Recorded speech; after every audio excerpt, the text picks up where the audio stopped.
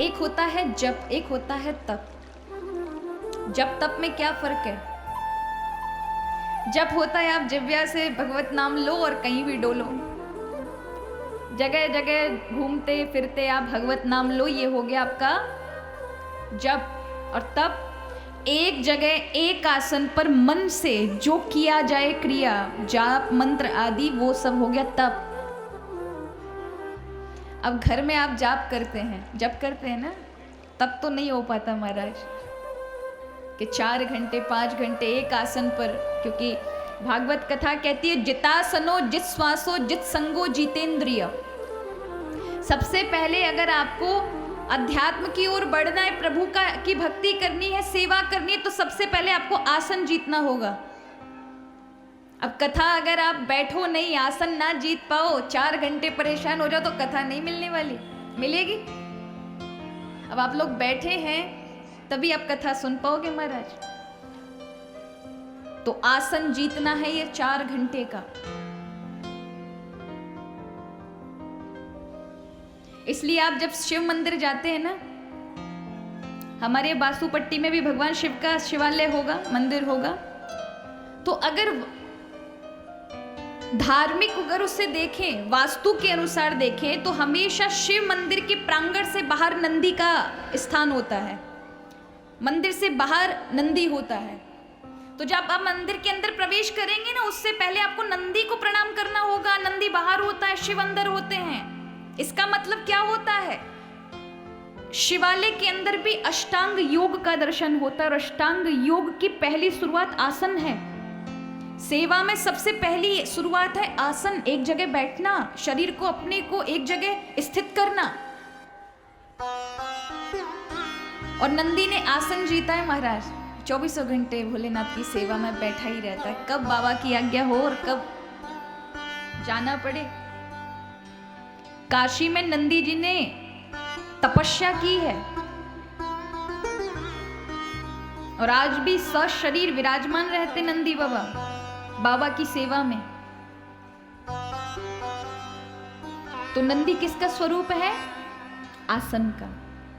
आप 4 घंटे यहां बैठ करके एक स्थान पर, और ये घर में बड़ा कठिन है, पॉसिबल नहीं है, बड़ा दुर्लभ है। घर में 2 घंटे आप, हाँ संसार के काम में तो बड़ा महाराज 4 नहीं 8-8 घंटे बैठ जाओगे। दुकान पे बैठना हो तो, पैसा गिनना हो तो, अगर गलती से एक आध रुपए 19-20 हो जाए तो दोबारा गिन लोगे, लेकिन माला में 19-20 अगर एक आध हो गया तो सोचेंगे 108 है ना, 8 तो एक्स्ट्रा में ही होते हैं, कोई नहीं, भगवान हिसाब लगा लेंगे, हमने तो माला कर ली। लेकिन पैसे में 19-20 हो जाए तो दोबारा गिनेंगे महाराज। और माला में 19-20 अगर लगे कि छूट गई, मन नहीं था, तो चलो दोबारा फेर लेते ना महाराज, कहेंगे हमने तो फेर लिया, अपना नियम कर लिया।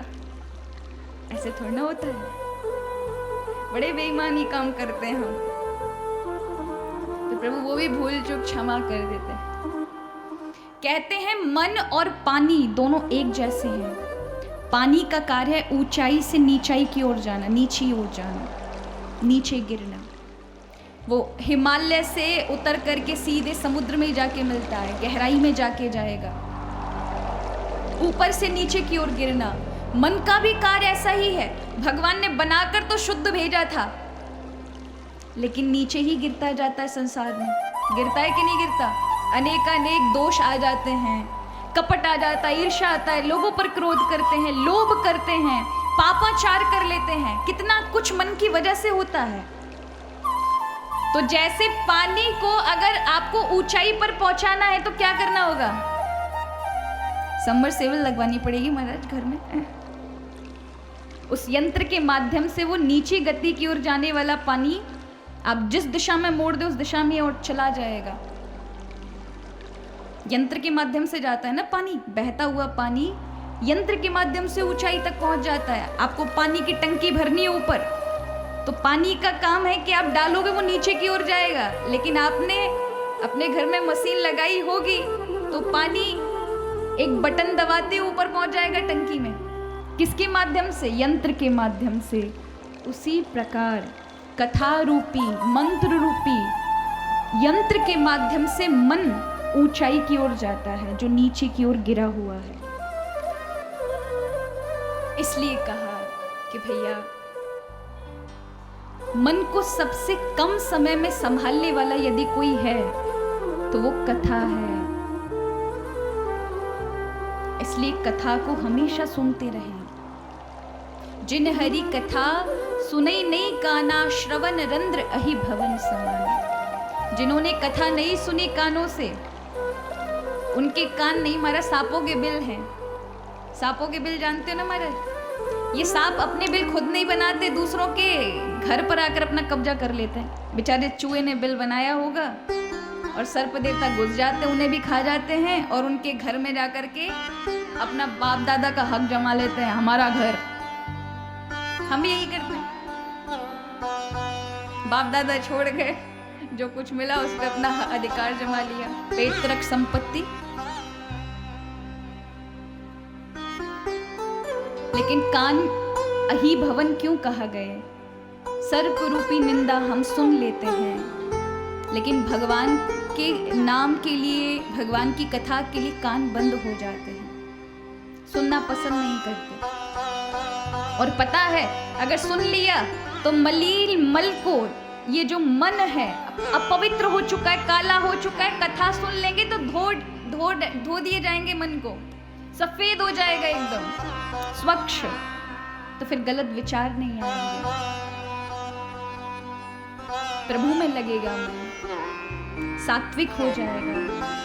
जो आपकी टेंशन चिंताएं हैं ये हल्की हो जाएंगी। अब आप खुद सोचिए, इसका खुद आप अनुभव करते होंगे। जब आप कथा से बाहर हो तो आप बहुत सारी टेंशन में होंगे, लेकिन जब आप हरि की चर्चा श्रवण करेंगे ना तो एकदम हल्के हो जाएंगे। प्रभु के नाम में ये बल है। संसार की समस्याएं सुनोगे तो सिर पर टेंशन चिंताएं आ जाएगी, लेकिन ठाकुर जी क्या कथा श्रवण करेंगे तो सारी टेंशन ठाकुर जी हटा देते हैं। लोग भर भर के समस्या लेके आते हैं, कथा में समाधान लेकर जाते हैं।